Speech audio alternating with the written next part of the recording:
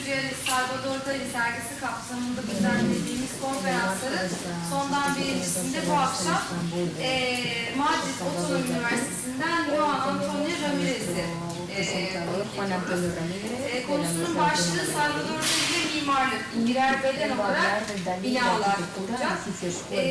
Kendisini sahneye davet etmeden önce çok kısacık bahsedeceğim özgeçmişinden. 1948 Malaga doğumlu olan Sayın Ramirez'in bir sürü yayını var tabii kitap dersinde. Bunlardan biri Türkçe. Bilmiyorum aranızda mimarlık öğrencileri biliyorlar mıdır bu kitabı? Kitap dosya yayınlarından 2020 yılında çıkmış, Ankara'da basılmış bir kitap. Gaudi'den La Courbiye, Arı Kovanı Metaforları kitabın adı. Eğer ilgileniyorsanız daha sonra tekrar kitabın adını size veririm. Şimdi kendisini sahneye davet ediyorum ama bir şey hatırlatayım.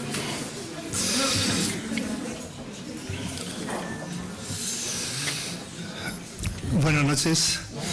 Ante todo quiero pediros disculpas porque desgraciadamente mis conocimientos de la lengua turca son absolutamente inexistentes, son nulos y no tengo más remedio que intentar dar esta charla en español y procurar seguir con relativa fidelidad un texto que tengo más o menos escrito para facilitar de esta manera la traducción. De todas maneras, sí quiero decir que me siento muy satisfecho de estar en Estambul, que es una ciudad que me parece increíble, adorable, maravillosa desde el punto de vista de la arquitectura. Estaba comentando hace un momento que venía leyendo el libro de Pamuk sobre Estambul y me sorprendía que siendo un libro tan bueno haya tan pocas referencias a la arquitectura de la ciudad, a la maravillosa arquitectura de Estambul.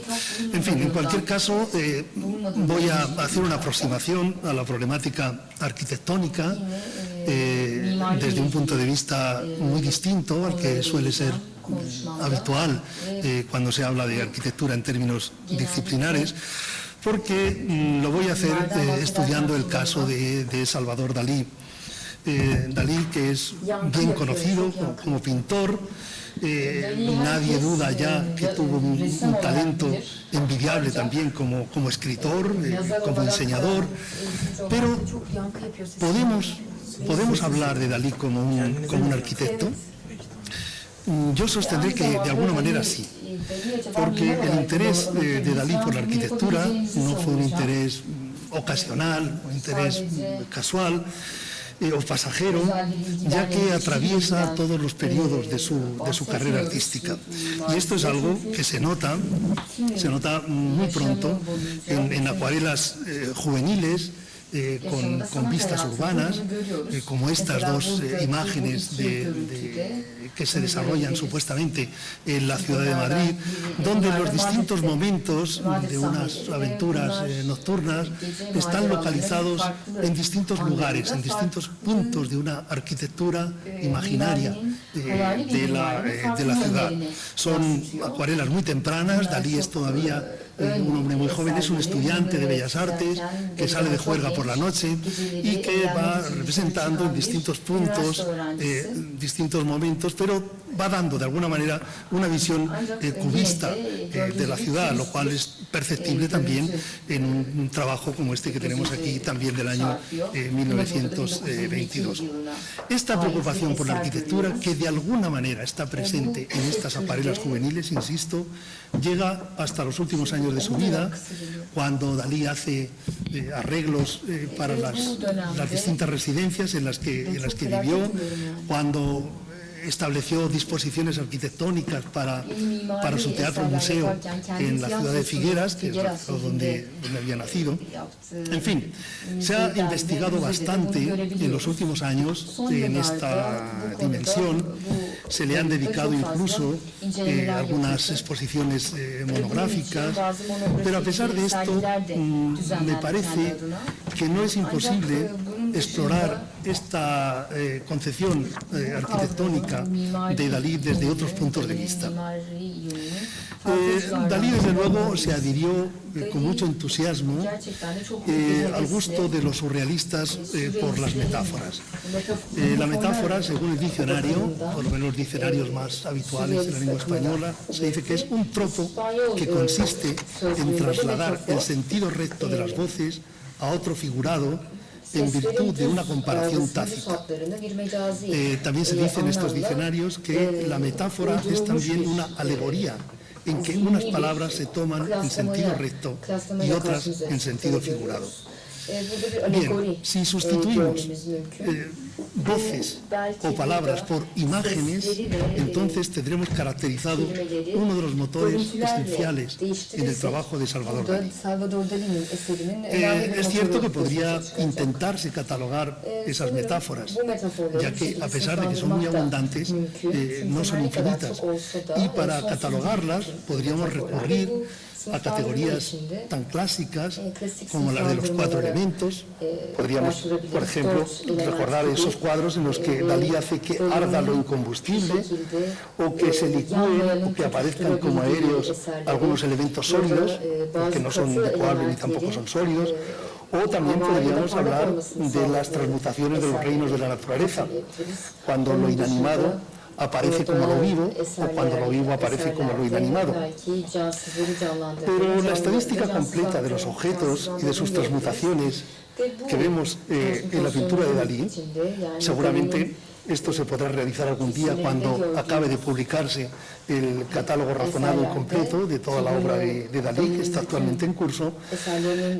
Esa estadística completa, digo, no es demasiado importante para nosotros en estos momentos, pues solamente queremos fijar nuestra atención en la yuxtaposición de dos elementos aparentemente dispares, aparentemente contradictorios, como son el cuerpo y la arquitectura.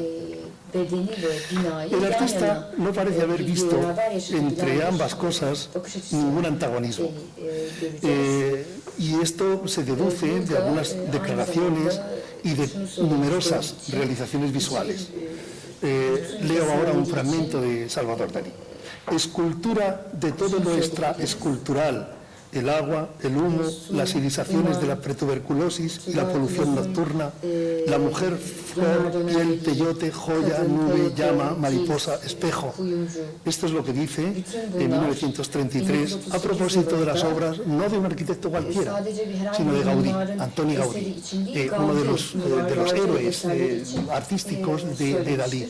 No olvidemos que Dalí fue uno de los principales responsables de que ahora consideremos a Gaudí como uno de los grandes arquitectos de la historia de la arquitectura. En 1949, tratando de explicar el origen de su renacido clasicismo, lo que él llamaba renacido clasicismo, Dalí cuenta una anécdota personal relacionando muy claramente a la arquitectura con un objeto natural concreto, se trata de una granada, y también con una sensación corporal. Dice Dalí: una mañana, hacia fines de 1941, yo estaba sentado en mi estudio y miraba una granada partida en dos mitades que sostenía en mi mano mientras con mi lengua trataba de desprender uno de los granitos que obstinadamente se me había entrizado entre los dientes. Fue en ese momento cuando yo comprendí la suprema belleza de la arquitectura de la antigüedad, basada sobre la biología de los números.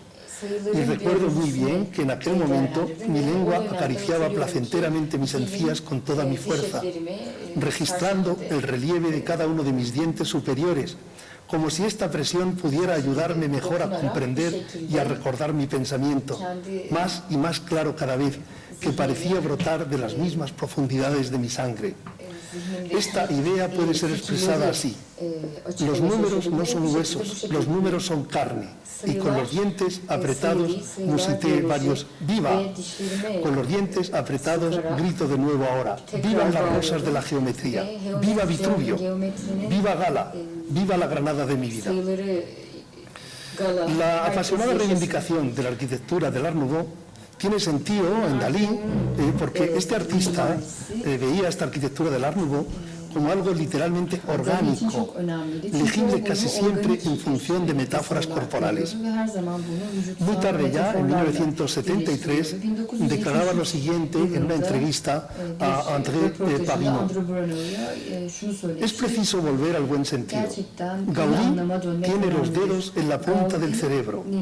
Creo en una arquitectura erógena y no ideológica. Creo en una arquitectura policroma que contemple al ojo como un mosaico. Creo en una arquitectura del mal gusto, en la medida en que el buen gusto está castrado. Le Corbusier me dijo que Gaudí era la vergüenza de Barcelona y con palurdez suiza me pidió mi opinión respecto al porvenir de la arquitectura. Le respondí que yo la veía blanda y peluda. No he cambiado de idea y espero que la técnica me alcance algún día porque todavía le llevo la delantera. El germen inicial de la asimilación daliniana entre el cuerpo y la arquitectura se encuentra en lo que él llamaba los aparatos, que son entelequias pintadas, a veces descritas en textos literarios, de apariencia semi-escultórica y que están presentes en su obra desde mediados de los años 20. En San Sebastián, que es el primero de los escritos recogidos en una recopilación que luego publicó en los años 60 con el título general de Huy, digo que en San Sebastián aparecen descritos varios de estos aparatos, como ese santo cuyas flechas, dice él, llevaban indicada su temperatura.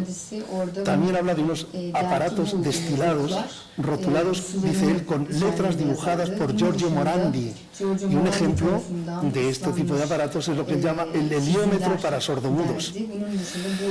Me parece que estas disposiciones son reminiscentes de los estrafalarios artilugios descritos por Raymond Roussel en su libro Impresiones de África y también mucho más detalladamente en otro libro vanguardista que es Locus Solus. Y no deja de ser significativo la confusión entre mecanismos, arquitecturas y cuerpos que hay en los libros de este autor francés que acabo de mencionar. En una pintura como la titulada Venus y Marinero de 1925, el aparato es de pequeñas dimensiones, está situado aquí en esta zona baja, a la derecha. Es un elemento muy diminuto en comparación con el tamaño de esta figura femenina y en comparación también con el tamaño de las otras figuras que aparecen en el conjunto de la composición. Pero en otra obra, como esta de 1927, titulada Aparato y Mano, ese aparato se ha convertido ya en un ente gigantesco. Obsérvese el tamaño tan enorme en relación con el tamaño de esta otra figurita que aparece a la derecha. Es como si se hubieran invertido los tamaños en el cuadro que acabo de presentar y en el que estoy presentando en estos momentos.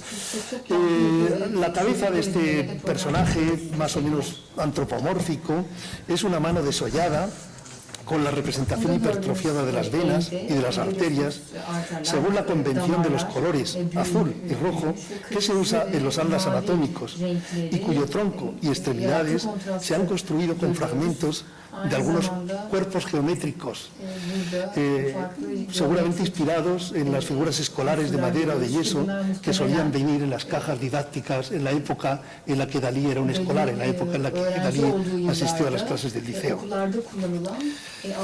Me interesa especialmente señalar la importancia del pavimento en perspectiva euclidiana, este elemento que está colocado aquí en la parte inferior, sobre el cual se están apoyando tanto los aparatos, digo los aparatos en plural porque no solamente está el aparato grande, este de aquí, sino que hay otro diminuto, también pequeñito aquí a la derecha. Digo que en el que apoyan no solamente los aparatos, sino también la figura femenina y el asno que aparece a la izquierda, volando aquí en esta zona. Ese asno que tiene mucho que ver con un artículo que publicará un poco más tarde y que va a titular muy significativamente en francés L'âne pourri, el asno podrido. Otra obra de estos momentos es La miel es más dulce que la sangre. Es un cuadro que solo conocemos por estas viejas fotografías, está en paradero desconocido. Los estudiosos de Dalí sospechan que el cuadro no está destruido, sino que lo tiene algún coleccionista, no sabemos quién, que no lo ha querido sacar todavía. En cualquier caso, La miel es más dulce que la sangre, que es un cuadro muy importante porque contiene numerosas alusiones al mundo privado de Salvador Dalí. En este cuadro encontramos también este gran aparato con un ojo, una especie de ojo aquí en la zona central, unas manos que salen volando aquí en la parte superior derecha y una multiplicación de elementos verticales que tienen alguna relación temática con este aparato principal. Y eso es lo que permitió a Dalí especular con la posibilidad de titular este cuadro Bosque de aparatos, finalmente sustituido por este otro título mucho más proto-surrealista de La miel es más dulce que la sangre. Dalí va a mantener esa especie de plano euclidiano de base que encontramos también aquí en muchas obras posteriores, aunque esos contornos se van a perder luego en el infinito al asociarlo con la llanura del Ampurdán, donde no existe una clara delimitación geométrica en ese plano de base. Son también grandes aparatos los elementos principales de un cuadro decisivo en la carrera de Dalí, como es El Gran Masturbador, que es una de las obras maestras en estos momentos del Museo Nacional Centro de Arte Reina Sofía de Madrid, y probablemente la obra más importante que pintó en aquel año decisivo de 1929. No quiero comentar ahora la obra ni sus implicaciones, solo quiero recordar que este es un autorretrato de Dalí, estas serían las cejas, esta es su nariz, que tiene al mismo tiempo, se convierte en un dedo porque aquí aparece la uña, y Excuse me? Can you hold on a second? We have a little problem with this. Okay. So can you So hold on I a can second? stop? Yes, for Okay, a second. fine. Kusura bakmayın, bunu bir halledelim, sonra daha hızlı bir şekilde devam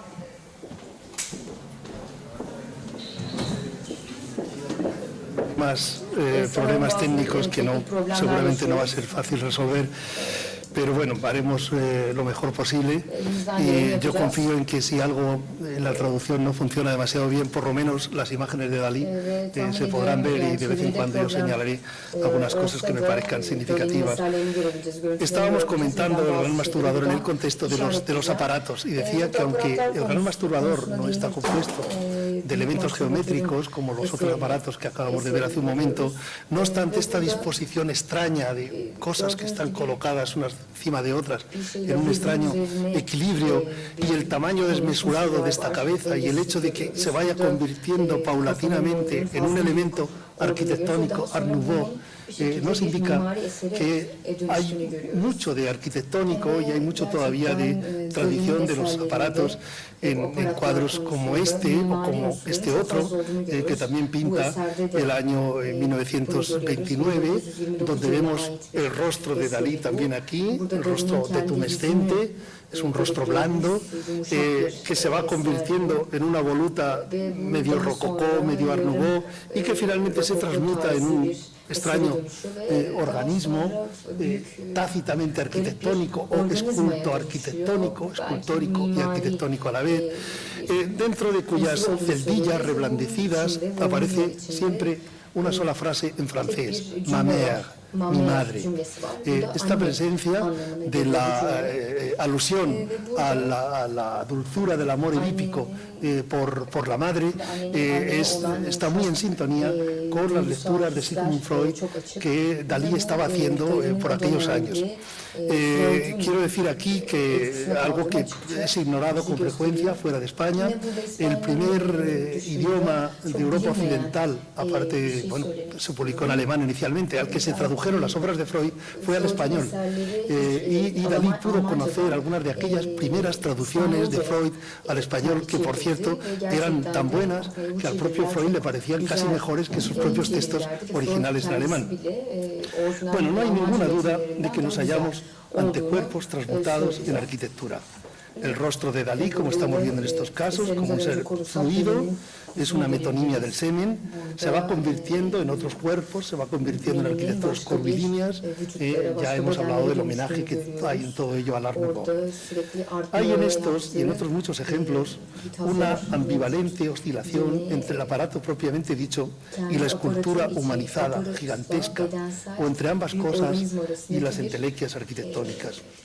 ¿Qué está dibujando, por ejemplo, Emilio Terry en el retrato que le hizo Dalí en 1930? Este cuadro, por cierto, está en esta exposición, está en este museo ahora, y así que es bueno que yo haya traído una fotografía en blanco y negro, porque así todos los que están en esta sala tendrán el estímulo de ir a verlo inmediatamente ahora, otra vez, en el original. Es un cuadrito pequeño, como sabéis, hay un montón de calaveras anamorfósicas aquí en primer plano, pero lo más interesante de este arquitecto surrealista es uno de los pocos arquitectos, Emilio Terry, que se pueden adscribir claramente al movimiento surrealista. Lo más interesante, digo, es que aparece representado junto a su proyecto más famoso, que está aquí, que es la Casa Caracol, cuya planta era esta, según parece, y aquí vemos en la parte superior una fotografía de la maqueta. De hecho, Emilio Terry figuró en la exposición que Barr organizó en el Museo de Arte Moderno de Nueva York, dedicado al arte fantástico, al arte surrealista. Y es interesante que Emilio Terry parezca ahí, en este retrato de Dalí, estar copiando un aparato construido con huesos o con solidificaciones de vísceras humanas, que es tácitamente intercambiable con los fragmentos de cuerpos de escayola que hay sobre la estantería, estos elementos que aparecen en la parte superior, y también con la maqueta arquitectónica que acabamos de ver hace un momento en la parte inferior derecha de esta pintura. Pero las más espectaculares figuras de este tipo aparecieron seguramente en cuadros algo posteriores, como podemos ver en el gigantesco cuerpo femenino putrefacto que aparece en el espectro del Sex Appeal, una pintura del año 1934, donde ese cuerpo aparece sostenido por dos enormes muletas y se está apoyando en una base plana, también acentuándose de esta manera la filiación directa respecto a los cuadros con aparatos de los años 20 que hemos visto hace un momento.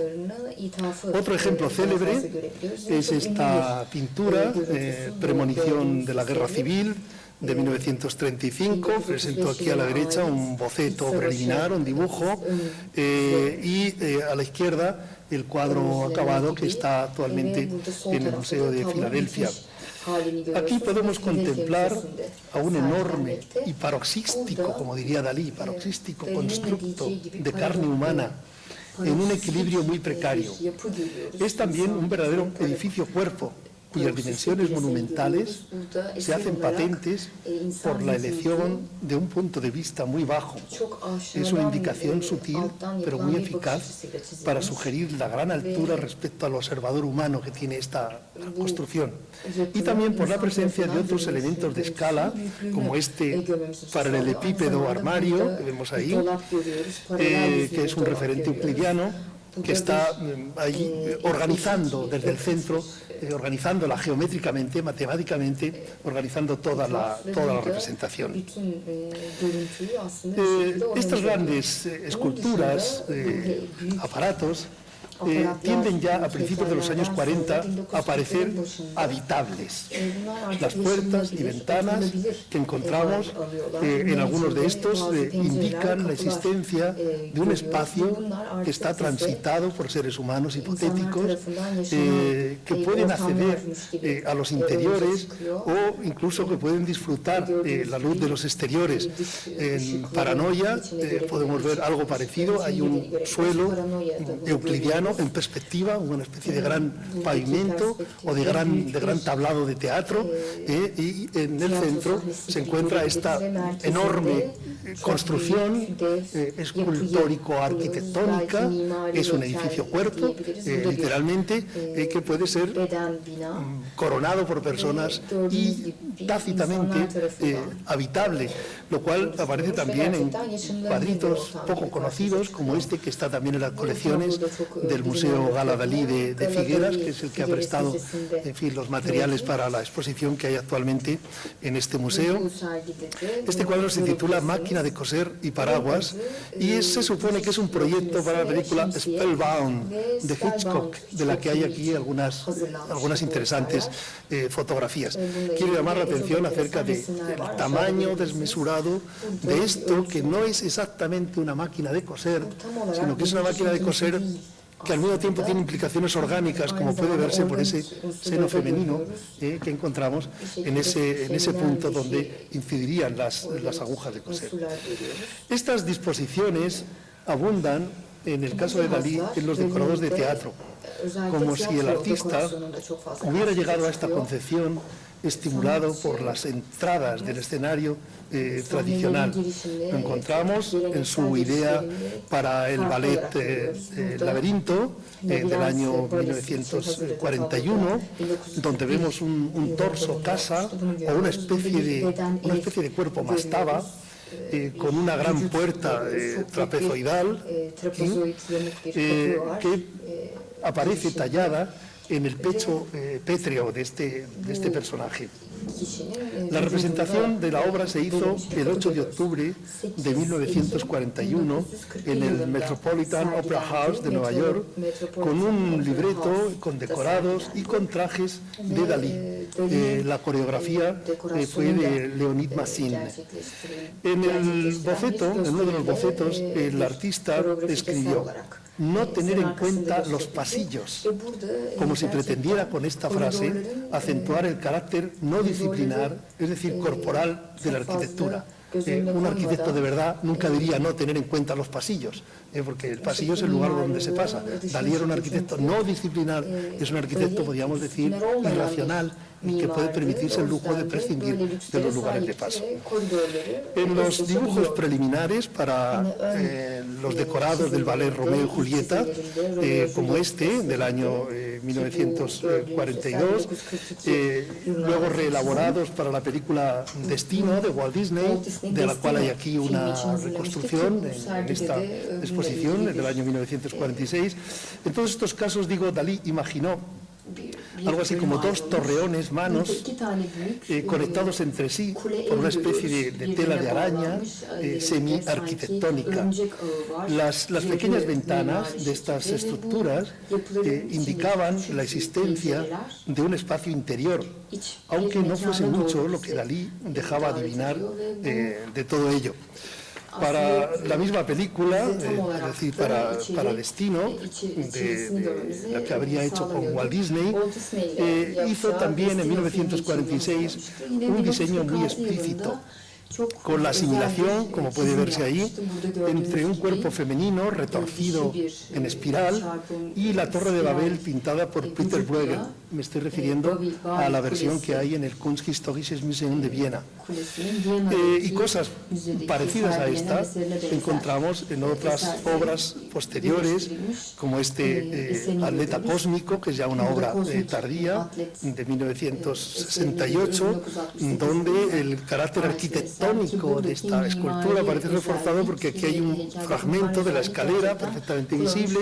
Aquí podemos ver una serie de ventanas abiertas en el torso de esta figura. Así que vemos cómo un cuerpo escultórico monumentalizado se convierte en un edificio figurativo, haciéndose para Dalí, por lo tanto, imposible la distinción entre las distintas disciplinas artísticas, entre las distintas, diríamos así, bellas artes. En 1945, Dalí ilustró algunos textos literarios clásicos y aprovechó la ocasión para mostrar los interiores de algunos edificios cuerpos. La edición de Don Quijote, que también está presente en esta exposición, aunque no es visible esta ilustración en concreto, del año 1945. Aquí pudo mostrar la cabeza de Don Quijote abierta por detrás, como si fuese un eco arquitectónico del molino gigantesco que tiene delante de sí Don Quijote. Y otra cabeza hueca, algo parecida a esta, es la que concibió para ilustrar la autobiografía de Benvenuto Cellini, el mismo año de 1945. Esta cabeza alberga, como vemos ahí, un lecho donde está yaciendo una joven desnuda, mientras su amante, presumiblemente su amante, está a punto de acceder a esa estancia con la ayuda de una escalera transportable. Ya vemos que para Dalí la cabeza arquitectónica contiene, en ambos casos, una especie de proyección o de materialización del deseo, y casi podría extraerse de esto la conclusión general de que los edificios cuerpos son para Dalí una derivación inexorable de su método, de su famoso método paranoico crítico. Esta modalidad de sinécdoque, es decir, cuando una parte del cuerpo alude a la totalidad, la del edificio cabeza, va a adquirir un sesgo nuevo cuando Dalí inició su etapa conscientemente clásica a finales de los años 40 y a principios de los años 50. El Panteón de Roma, que era para Dalí la cúpula ideal de la tradición occidental, se convirtió en la vista interior y exterior al mismo tiempo de cabezas pintadas con elementos flotantes, como las que vemos en estos dos cuadros del año 1951. A la izquierda, la cabeza rafaelesca estallada, y a la derecha la titulada Las carretillas. La perfección artística, que es obvia en esta alusión a Rafael que vemos en la imagen de la izquierda, la perfección artística, la que corresponde en términos anatómicos al lugar que aloja el cerebro y también al órgano de la vista. No olvidemos que la vista es siempre muy importante para un pintor. Y también la arquitectónica se van a fundir en una sola imagen, sin que eso excluya alusiones a otras obsesiones del artista, como las carretillas, en el ejemplo de la derecha, que están relacionadas con la célebre pintura El Ángelus de Millet, lo cual demostrará una vez más la estrecha conexión de la temática corporal arquitectónica con el método paranoico crítico al que acabo de aludir. Todo esto está en sintonía total con las ideas que Dalí expresó en 1951 en lo que él llamó Manifiesto Místico, en el cual sugiere cuál es la razón moral que le lleva a esa asimilación entre la cúpula y la cabeza. Leo un fragmento de ese Manifiesto Místico. Monarquía absoluta, cúpula estética perfecta del alma, homogeneidad, unidad, continuidad biológica hereditaria suprema. Todo esto arriba, rebasando la cúpula del cielo. Abajo, anarquía hormigueante y supergelatinosa, heterogeneidad viscosa, diversidad ornamental de las ignominiosas estructuras blandas. No podemos comentar aquí más casos de sinécdoques del mismo tipo, como los edificios boca, que también existen en Dalí, los edificios ojo, pues queremos dar una cierta prioridad al examen de otros aspectos de esta compleja problemática daliniana. El 7 de diciembre de 1936, Dalí desembarcaba en Estados Unidos y una semana más tarde, la revista Time le dedicó su portada publicando una foto que le había hecho Man Ray en 1933. Esto fue una especie de entrada definitiva en el Panteón de la Fama y el inicio de una larga etapa americana que se va a prolongar hasta que Dalí se reinstala de nuevo en Port Ligat el año 1948. Aquel periodo norteamericano estuvo presidido por la obsesión de los rascacielos, que eran para muchos europeos los símbolos arquitectónicos más evidentes de la civilización estadounidense. En el ámbito surrealista habían suscitado ya algunos comentarios del escritor Michel Leiry, que en una revista surrealista importante, pero disidente, como es la revista Documents, escribió este texto que voy a leer ahora, que debió ser conocido por Dalí. objeto ansiado de dicho falo, la madre deseada incestuosamente, como sucede en todos los ensayos de rapto de la virilidad paterna. Hasta aquí Michel Legris. No es extraño que Dalí, que insisto debió conocer este texto, humanizara a estos edificios en numerosas interpretaciones visuales y literarias. Esto había venido ya teniendo algunos precedentes en cuadros más antiguos, como este, cuya estructura global trazó ya el año 1929, este monumento imperial a la mujer niña gala, donde hay una confusión entre cuerpos y entelequias semiconstruidas, no sabemos si geológicas o específicamente arquitectónicas. En algunos dibujos de los años 30, los rascacielos son ya claramente orgánicos. Uno de los más representativos, publicado en la revista American Weekly, y que está aquí, está en esta exposición, es este que presento en esta pantalla, donde podemos ver grandes falos, elementos musicales, por ejemplo un violín, aquí a la derecha está este violín, y aparece también la réplica gigantesca de las dos figuras principales, estas dos, del Ángelus de Millet, la célebre pintura que tanta importancia tuvo para Dalí. Dalí tuvo en su mente estos trabajos seguramente cuando escribió pocos años después lo siguiente, y creo que sí que podemos tener presente este dibujo mientras leemos este texto de Dalí. Dice Dalí: todas las noches los rascacielos de Nueva York toman las antropomórficas formas de múltiples y gigantescos ángelus de Millet del periodo terciario, inmóviles y listos para ejecutar el acto sexual y devorarse entre sí como enjambres de alacranes antes de la cópula. Es el ingastado deseo sanguinario lo que les alumbra y hace circular toda su central calefacción y poesía por su ferruginosa osamenta de diplococo vegetal. Ya vemos que estos, hasta aquí Dalí, ya vemos que estos rascacielos son blandos, son literalmente orgánicos. Y en otro dibujo para la misma revista, bueno, este es tal como se publicó, lo anterior era el dibujo, este es la ilustración de la revista. En otro de aquellos dibujos, aparecen globos oculares, riñones, vísceras iluminadas, y están unidos entre sí por tendones o por intestinos tensados, a modo de autopistas colgadas en el aire. Traigo aquí esto, que no es una broma, esto no es de Dalí, es un proyecto de Koolhaas para Dubái, mucho más reciente. De hecho es una fotografía que he tomado de un periódico madrileño hace unos meses, pero no cabe ninguna duda de que Koolhaas, con este rascacielos, ha tomado su inspiración en estas fantasías dalinianas elaboradas muchos años antes. También Dalí publicó un enorme cuerpo viscerado, como si estuviese desventrado, emergiendo de un rascacielos en un paisaje metafísico de carácter industrial. Vemos el dibujo a la izquierda y a la derecha, tal como se publicó en la revista de American Weekly, que está también, por cierto, el original de la revista, uno de los originales, en la exposición de este museo.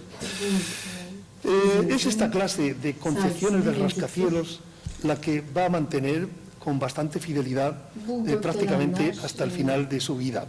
Y así podemos ver ya mucho más tarde, en 1956, este dibujo para Nugget, donde aparecen descoyuntados y humanizados varios de estos edificios de oficinas. Incluso el remate de uno de ellos se convierte en una mano elevada al cielo, ahí está, como si fuese un último trasunto de aquella mano que aparecía en el aparato juvenil de 1927, en el cuadro que hemos visto hace un momento titulado Aparato y mano. Un dibujo como este, lo titula él Dibujo a la manera de Gaudí, del año 1956. Seguimos viendo esa confusión constante entre cuerpos y arquitecturas, que a él le parece que evoca perfectamente a la arquitectura de su admiradísimo arquitecto catalán de una generación antes. mucho más tardío todavía, en 1976, tenemos este otro proyecto arquitectónico, donde hay incluso una muleta aquí sosteniendo una especie de apéndice carnoso a la izquierda, y todas las ventanas de este rascacielos son en realidad, como vemos, ojos abiertos, aparentemente femeninos. Y ahora quisiera regresar al asunto de la relación de los edificios cuerpo con los métodos de Dalí para la producción de imágenes múltiples. Uno de ellos se basa en lo que hemos denominado en algún lugar el control paranoico del punto de vista, lo cual se puede apreciar muy bien a título de ejemplo en este celebérrimo rostro de Mae West como un apartamento surrealista de hacia el año 1934 o 1935. Presento aquí la fotografía de la actriz que sirvió a Dalí como modelo para elaborar esta interesante pinturita que está actualmente en Chicago. La recreación tridimensional que hizo mucho más tarde el arquitecto catalán Òscar Tusquets para el Teatro Museo de Dalí en Figueras exige la contemplación de esa recreación, digo, desde un lugar concreto, desde un punto muy preciso. Nos obliga, de hecho, a mirar a través de una lente especial, de tal modo que el más ligero cambio de la posición del espectador hará desaparecer la imagen doble, aniquilando el edificio cuerpo. Esto es una cosa evidente. Imaginemos que el artista, en vez de haber sido colocado aquí en el centro, si se sitúa un poco más a la derecha o un poco más a la izquierda, ya se deshará por completo todo ese efecto. Y esto es lo mismo que se encuentra en otros muchos cuadros de aquellos años con ingredientes arquitectónico-corporales, como esta torre antropomorfa o este otro rostro paranoico que es del año 1935. La historia de esta pintura es muy curiosa. Dalí dijo que él había descubierto un Picasso escondido en una postal africana, en una fotografía africana. Efectivamente, él encontró una foto desconocida, procedente de algún punto de África, donde se veía una choza circular, había unos nativos sentados, detrás de la choza había una masa boscosa, unos árboles, y él descubrió que entre los nativos se encontraba una nariz, esto era un ojo, esto sería la cara, y girando, como lo he puesto aquí, así no es el cuadro es así, pero yo le he colocado aquí este cuadro girado 45 grados para que se vea mejor el artificio picassiano, el artificio daliniano, perdón. Él había descubierto que en esa imagen se podía encontrar un rostro a lo Picasso, al estilo Picasso, supuestamente, con implicaciones obviamente arquitectónicas. Otro procedimiento es lo que él llama el eco morfológico, que está muy bien ilustrado en algunos dibujos, en algunas de las ilustraciones de La vida secreta, y muy claramente en este cuadro de 1936, donde vemos una primera fila de objetos, otra primera hilera de personajes y otra de elementos arquitectónicos. A este racimo de uvas le corresponde este personaje tumbado que dice Dalí que es un Lenin, de la cabeza de Lenin. Efectivamente, este cuadro visto desde muy cerca nos hace pensar en algunas de las representaciones de la época de Lenin, y aquí un trozo de pared. Aquí vemos una especie de pastel, una figura femenina correspondiente a la hilera de los cuerpos, y aquí correspondiente a la hilera de las arquitecturas una especie de torreón. Y lo mismo podemos decir respecto a estos otros elementos que hay situados a la izquierda. Y eso es el tipo de cosas que luego va a desarrollar en otros cuadros, como este, Alrededores de la ciudad, paranoico-crítica, también titulado Tarde a la orilla de la historia europea, de 1936, donde todas esas correspondencias están salpicando la representación. A este racimo de uvas le corresponde este elemento, esta parte posterior del caballo, o esta calavera de animal anamorfósica. A este pequeño edificio que vemos, este cajón, le corresponde este otro gran edificio que hay aquí. El eco morfológico de esta figurita femenina está en la campana de esa espadaña que vemos en la parte superior de ese edificio. En fin, hay muchas correspondencias, muchos ecos formales.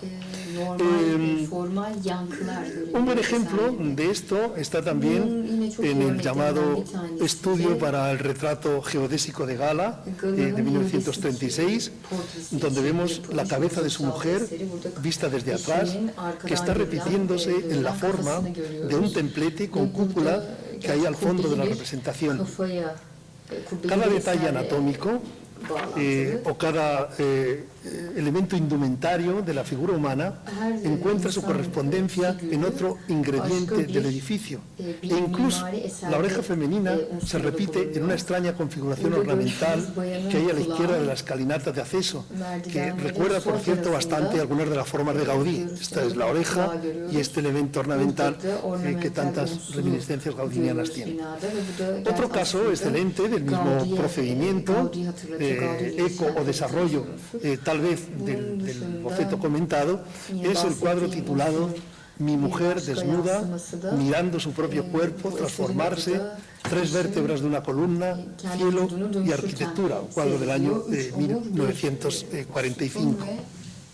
El torso desnudo de Gala, visto de espaldas, tiene también una réplica arquitectónica al fondo de la representación, donde hay un templete fantástico, abierto, cuya techumbre, que es la cabeza de Gala con cabellera convertida en incurvaciones Art Nouveau, digo que la techumbre está sostenida por extrañas columnas y por una especie de torreón estrangulado. Es, no cabe ninguna duda, una arquitectura imposible en términos disciplinares, aunque plausible en el ámbito de la pintura. La metáfora que ha sido explorada fundamentalmente por los poetas, sirviéndose del lenguaje natural, funciona también de modo admirable, como estamos viendo, en el de la representación visual. El cuerpo de Gala, asociado a la arquitectura, fue exaltado por Dalí en diversos textos y declaraciones, y en alguna ocasión concreta parece referirse a las 2 obras que acabamos de comentar, como si las evocara conjuntamente. Leo ahora un fragmento de Dalí, mientras tenemos en mente esa pintura o esta otra, digamos que las 2. Gala se compone de esas fugitivas actitudes, esas expresiones faciales de Novena Sinfonía, que, reflejando los contornos arquitectónicos de un alma perfecta, cristalizan a la orilla misma de la carne, en la superficie de la piel, en la espuma del mar, de las jerarquías de su propia vida, y que después de ser clarificadas por las más delicadas brisas de los sentimientos, se endurecen, se organizan y se hacen arquitecturas de carne y hueso. Y por esta razón puedo decir de Gala sentada que se parece perfectamente, que es igual en la gracia de su actitud al Tempieto de Bramante. La evocación de Bramante está más clara en esta otra obra, junto a la iglesia de San Pietro in Montorio de Roma, puesto que como Stendhal en el Vaticano, yo también puedo medir exactamente las esbeltas columnas de su orgullo, los tiernos y tenaces balaustres de su infancia y las divinas escaleras de su sonrisa. Hasta aquí Dalí. Otros casos donde se evidencia esta problemática del eco morfológico y de la importancia del punto de vista pueden ser, en fin, hay muchas obras en Dalí, pero solamente pondré 2 ejemplos más. Idilio atómico y uranio melancólico, del año 1945. Desde el interior de un gran edificio aparentemente arruinado se contemplan representaciones bastante dramáticas del exterior, como estos bombarderos, pero está claro que si el espectador con el cual nos identificamos aquí a la izquierda se mueve hacia la derecha o hacia la izquierda, esas representaciones del exterior varían de una manera sustancial. Y quiero poner en este sentido también, puesto que estamos hablando de edificios, cuerpo, uno de los trabajos más célebres, trabajos fotográficos más célebres de Dalí, como es este titulado La Calavera, que es una evocación de las vanitas del barroco español, es un memento mori en la tradición religiosa del barroco español. La calavera es una invitación al abandono de todos los placeres del mundo para entregarse a Dios. Aquí juega con esa ambivalencia, puesto que esa calavera está construida con cuerpos femeninos jóvenes, estableciendo variaciones, como podemos ver aquí en estos 2 casos. Esta es la fotografía definitiva Pintura, con Dalí aquí vestido de mago, como mago de circo, y aquí vemos otra variación donde hay numerosas alusiones a la muerte en los elementos pintados que completan esta obra. Los dos procedimientos descritos hasta ahora, es decir, el del control paranoico del punto de vista y el ecomorfológico, van a confluir en el tema de la ruina arquitectónica. Existe un asunto especialmente cultivado por los surrealistas, que veían en él una alegoría del inconsciente, como si los restos de los viejos edificios se asimilaran a los jirones de recuerdos y evocaciones que subyacen en nuestro yo profundo. El análisis que Freud había hecho de la novela Gradiva de Jensen causó mucho impacto en la vanguardia parisina a principios de los años 30, cuando ambas obras, es decir, tanto la novela de Jensen como el análisis de Freud, fueron publicadas conjuntamente en francés. Dalí lo asimiló inmediatamente, lo cual no era de extrañar, bien preparado como estaba por haber leído ya a Freud, como he dicho antes, durante los años 20, en las excelentes traducciones al español de Luis López Ballesteros. Y una prueba de esta asimilación de Freud es un cuadro como este, Gradiva encuentra las ruinas antropomorfas de 1931. Vemos ahí un paisaje desolado y como si estuvieran flotando en una llanura brumosa, al estilo de los espacios del pintor Yves Tanguy. Vemos una hilera de elementos en 3 niveles de profundidad. En primer plano hay una figura femenina que parece abrazar a una estatua hueca. En realidad es, como puede verse, un pequeño edificio cuerpo que tiene sobre el hombro un tintero y una pluma. Aquí está el tintero y la pluma, lo cual es probablemente una alusión a Jensen y a Freud, que son los referentes literarios de la pintura. En el centro del cuadro, en el centro hay un edificio arruinado con un ciprés a la izquierda, y al fondo se percibe un montículo rocoso hacia el que se aproxima una diminuta figura fantasmal. Se diría que nos enfrentamos a la representación de un viaje escalonado hacia lo más remoto y ancestral, partiendo de lo humano en primer plano hasta llegar a lo mineral y geológico, al fondo, con la ruina arquitectónica como un estadio intermedio. Gradiva, recordémoslo, es una antigua compañera de juegos infantiles a quien el joven arqueólogo alemán que protagoniza la novela redescubre como su amor entre las ruinas de Pompeya. De ahí esa asimilación entre la vivencia latente, el objeto de deseo corporal y los restos de edificios que encontramos en la interpretación de Dalí. Por lo demás, es un hecho bien conocido que Dalí identificó a Gala con que era su gran amour fou, su gran amor loco, con una Gradiva rediviva, inventándose incluso falsos recuerdos infantiles con ella que hacían más plausible su apreciación como un asunto personal de la novela de Jensen. Parece claro, en cualquier caso, que en esta última obra los ecos conceptuales priman sobre los morfológicos, que hemos comentado más atrás. Su importancia en la trayectoria de Dalí es muy grande, pues puede considerarse como el origen de otras muchas pinturas y dibujos con ruinas arquitectónicas humanizadas. Muy conocido es el caso de reminiscencia arqueológica del Ángelus de Millet, de 1933. Aquí los personajes representados por el pintor francés, es decir, por Millet, están convertidos en 2 altos torreones abandonados. No son rascacielos como en el dibujo de 1935 que hemos visto hace un momento. Hay algunos cipreses mediterráneos que se levantan a los pies de ambas figuras y también en la cadera femenina, remedando a los matojos que surgen en las grietas de muchos edificios abandonados. No fue esta la única pintura de Dalí consagrada a este asunto, y es interesante apreciar cómo las variantes de este tema parecen encarnar por separado algunos de los diferentes estadios de lo ancestral que hemos visto conjuntamente. En Gradiva reencuentra las ruinas antropomórficas.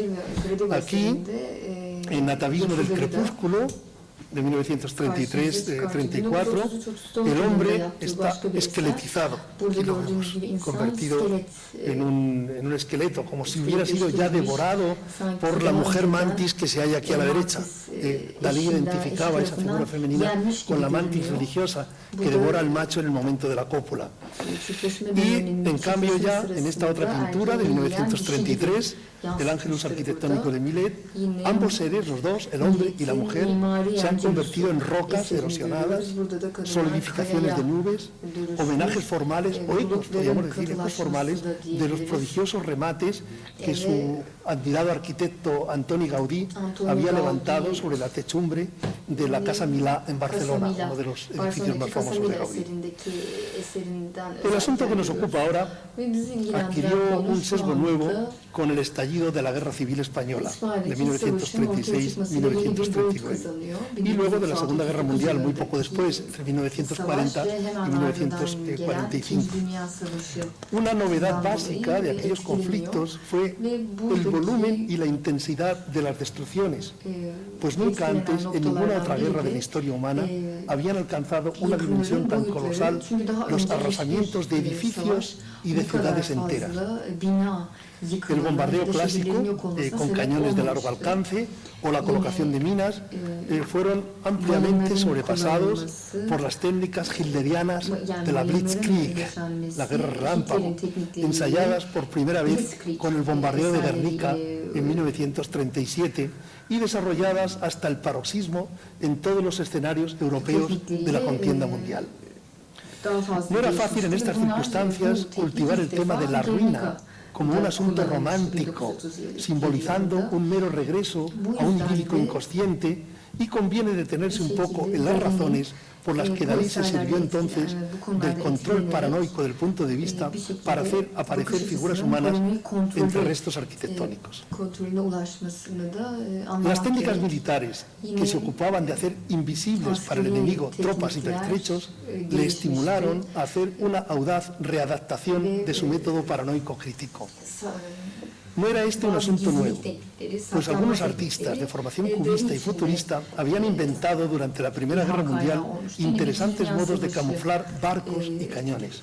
En el nuevo conflicto, más de 2 décadas después, el asunto fue mucho más perentorio y debe hacerse notar la participación activa de algunos surrealistas en la elaboración de las nuevas formas de camuflaje. Estas nuevas formas de camuflaje, por cierto, son casi las mismas que se siguen utilizando todavía en los ejércitos del mundo actual. Dalí aprovechó esta circunstancia para relanzar su método paranoico crítico y a principios de 1942, cuando la iniciativa militar la llevaban todavía las tropas de Hitler y era por lo tanto incierto el destino de la guerra, escribió un texto significativo que tituló Camuflaje total, guerra total. Leo algunos fragmentos de ese texto de Dalí, Camuflaje total, guerra total. Dice: las imágenes dobles de la época romántica estaban menos desarrolladas que las que yo ofrezco a mis lectores, ya que se veían simultáneamente las dos imágenes, mientras que en las mías una puede pasar desapercibida durante mucho tiempo. He realizado las mismas experiencias con objetos reales. Creo en la magia, que a fin de cuentas es el poder real de materializar la imaginación en la realidad. Nuestra época mecanizada en exceso subestima los fermentos de fantasía irracional, aparentemente no prácticos, que en definitiva son la base de todos los descubrimientos. Hasta aquí. Ahora bien, no es fácil poner a nuestro artista en el diván imaginario del psicoanalista y ver en esta preocupación un interés personal por disimular cuál era su verdadera postura ante el conflicto que desgarraba el mundo. Podríamos decir que los personajes pintados por entonces desaparecen o se convierten en otra cosa, porque así es como estaba Salvador Dalí, el hombre real, en el mundo norteamericano donde vivía, camuflado, reprimiendo a duras penas simpatías filofascistas difícilmente justificables o enmascarándolas con sus derivas surrealizantes. Él era, de alguna manera, el hombre invisible, escondido, como muchos cuerpos en las obras de aquella época. Me parece que este es mi móvil, lo siento.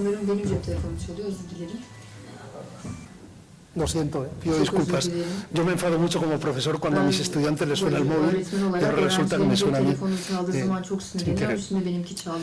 Bueno, hablábamos de esta circunstancia de Dalí en Estados Unidos, siendo él filofascista y tratando de camuflar su propia posición ideológica. De alguna manera Dalí es entonces el hombre invisible, escondido, como muchos cuerpos en las obras de aquella época. Hay en esto, no obstante, una cierta evolución. En un primer momento, recién empezada la Segunda Guerra Mundial, Dalí hace la portada de Match del 12 de octubre de 1939 con el rostro del teniente de Chanel, que es un héroe francés del momento, demostrando con ello una cierta simpatía por la causa francesa. Pero muy poco después ejecuta otros trabajos del mismo tipo, mucho más escapistas o totalmente ajenos a cualquier toma de posición ante el conflicto, como puede ser un cuadro como Las Tres Edades de 1940 o también como puede verse en las distintas versiones con el rostro oculto de Voltaire. Esta es una de ellas, la desaparición del busto de Voltaire del año 41. El rostro de Voltaire aparece aquí escondido, camuflado entre elementos arquitectónicos en ruinas y algunas figuras humanas. Estas obras son de 1940, 41, esta por ejemplo es mucho más significativa. En esta época las tropas de Hitler llevan la iniciativa en el terreno militar y Dalí podía razonablemente dudar respecto al desenlace final del conflicto. No hace falta ahora que volvamos al tema, siempre polémico, de la posición ideológica de Dalí, para reconocer que los seres humanos que se ven entre las ruinas de estos cuadros no parecen sugerir una postura comprometida ante los acontecimientos que se estaban viviendo. Son edificios fragmentarios que contienen cuerpos ilusorios, convertidos en reales por la voluntad paranoica del que mira. ¿Era la fragilidad o la transitoriedad de estas apariciones un indicador de lo endeble e inconsciente que le parecía entonces a Dalí cualquier posición ideológica? ¿Aludían las ruinas a los restos de las ideologías vanguardistas e izquierdistas? Tales preguntas pueden tener sentido si tomamos en serio lo que Dalí dice en La vida secreta, que fue publicada en 1942, cuando todavía las tropas de Hitler llevaban la iniciativa militar.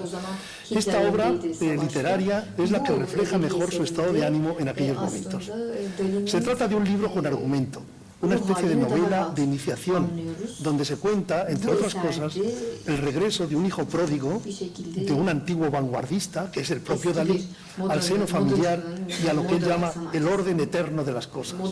Al final de la obra, al final de este libro, en efecto, se leen declaraciones tan significativas como la que voy a leer a continuación. Dice Dalí: Europa despertará de la pesadilla, de la atroz tortura de la guerra presente, desilusionada de la bondad de los revolucionarios, que habrá pagado monstruosamente cara. Despertará, repito, con los ojos finalmente abiertos y secos, por haber agotado sus lágrimas a la realidad de la santa continuidad resucitada de su tradición. La guerra actual confirma, ante todo, la bancarrota de las revoluciones. En efecto, las utopías colectivistas, ateas o neopaganas, del comunismo y del nacionalsocialismo, sea que se ayuden o entredevoren, están destinadas finalmente a ser aniquiladas o vencidas, las dos, por la reactualización individualista de la tradición católica europea mediterránea. Esto podría explicar que sea precisamente Voltaire, el padre de los liderpensadores europeos, el personaje más representativo de las ruinas del cuerpo de aquellos momentos. Por eso está ahí Voltaire en el centro de esta representación y de la que hemos visto anterior. En este cuadro se nos muestra a la esposa del artista, de espaldas, en primer plano, pues como dijo Dalí, y ahora leo literalmente: en mi vida Gala aniquila la imagen de Voltaire y de cualquier posible vestigio de escepticismo. Gala aquí estaría aniquilando la imagen de Voltaire que aparece entrevista en el centro. También añadió en ese mismo texto una boutade que suena sospechosamente fascistoide. Dijo Dalí: al pintar este cuadro recitaba sin cesar el poema de Joan Salvat Papasseit, que termina diciendo: el amor y la guerra, la sal de la tierra. Pero tampoco sería justo negar el rechazo de Dalí a la contienda en general y a su cosecha de muertos innumerables, algo que se evidencia con la realización de numerosos edificios calavera, como aquí el rostro de la guerra, donde vemos numerosos ecos morfológicos, porque el eco de este rostro aparece en este otro, cuyo eco aparece en el interior, y así sucesivamente en cada uno de los ojos de este edificio multiplicante. O también vemos otro edificio calavera aquí. Este último caso ofrece una clara metonimia. La ruina arquitectónica que causa la muerte de los cuerpos hace que el edificio aparezca como una calavera. La dedicatoria a Edna Woodman Chase, redactora jefe de una revista mundana como era la revista Vogue, hace especialmente punzante la naturaleza de la doble imagen y demuestra una vez más que Dalí no era un ser de una pieza. Su posición en este punto, como en casi todos los aspectos de su vida, resulta casi imposible de fijar. Un estudio completo de los edificios cuerpo de Dalí debería ocuparse también de sus proyectos de arquitectura propiamente dichos y de las especulaciones de las últimas décadas de su vida. Algunas cosas interesantes se han revelado solamente en los últimos años, cuando han empezado a divulgarse los materiales que el artista legó al Estado español en sus disposiciones testamentarias y que custodia actualmente la Fundación Gala Dalí de Figueras. Entre esos materiales han aparecido dibujos arquitectónicos tan interesantes como estos arcos blandos, probablemente de hacia el año 1937. Es como el interior de un cuerpo que al mismo tiempo es una especie de caverna, es una construcción que puede conectarse también con edificios muy corporalizados, como fueron todos los proyectos que hizo para el pabellón de la Feria Mundial de Nueva York de 1939, titulado El sueño de Venus. Debo recordar que en 1939 España estaba terminando su guerra civil. España no tuvo ningún pabellón en la Feria de Nueva York, la Feria Internacional de Nueva York, como era lógico. Así que de alguna manera este pabellón de Dalí, que fue hecho por iniciativa privada, fue pagado en buena medida por un millonario excéntrico que se llamaba Edward James. Este pabellón actuó de algún modo como pabellón oficioso de España, ya que Dalí era entonces el artista español más famoso que podría encontrarse en Estados Unidos. Así que es interesante apreciar algunos de los dibujos de Dalí para este pabellón y algunas de las fotografías donde se muestra tan claramente la corporización de todo este tipo de arquitecturas. Aquí vemos a Dalí y a Gala en otro de las fotografías del edificio para las taquillas de la entrada. Bueno, sabemos que Dalí estuvo fascinado por la posibilidad de promover una arquitectura orgánica que fuese mucho más literal que la propagada en los años 50 y 60 por los arquitectos profesionales.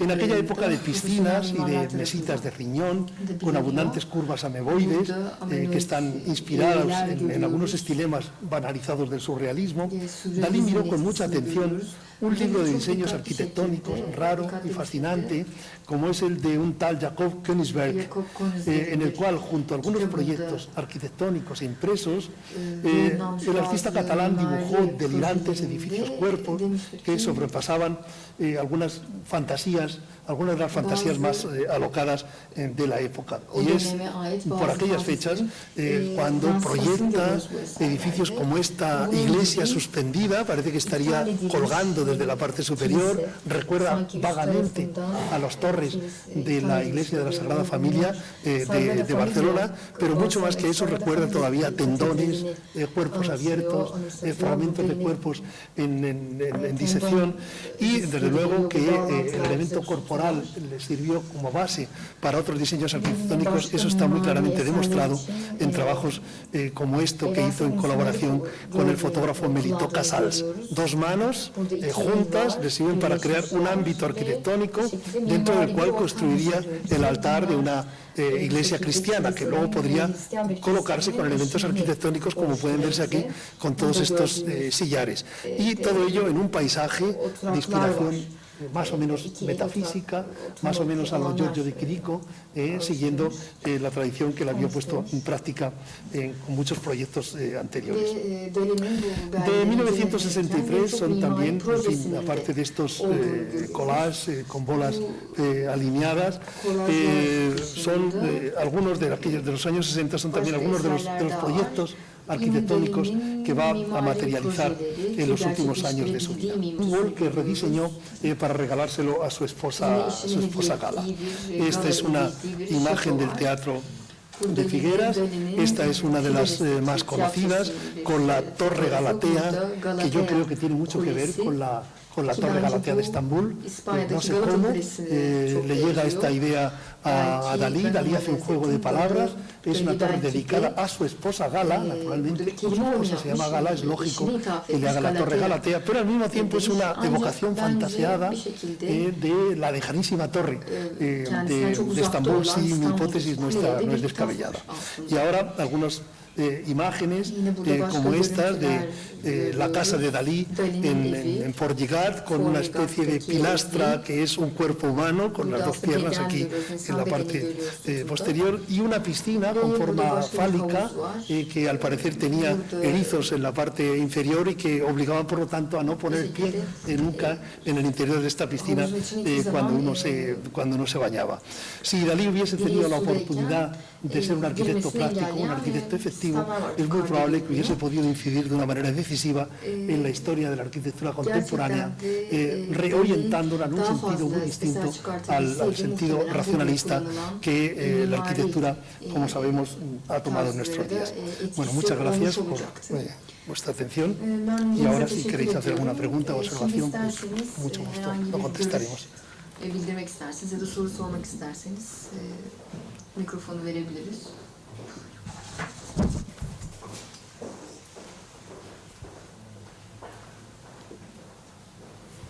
Yo me pondré esto porque si hay alguna pregunta. Ben de kulaklığı takacağım sorunuz olursa duyabilmek için.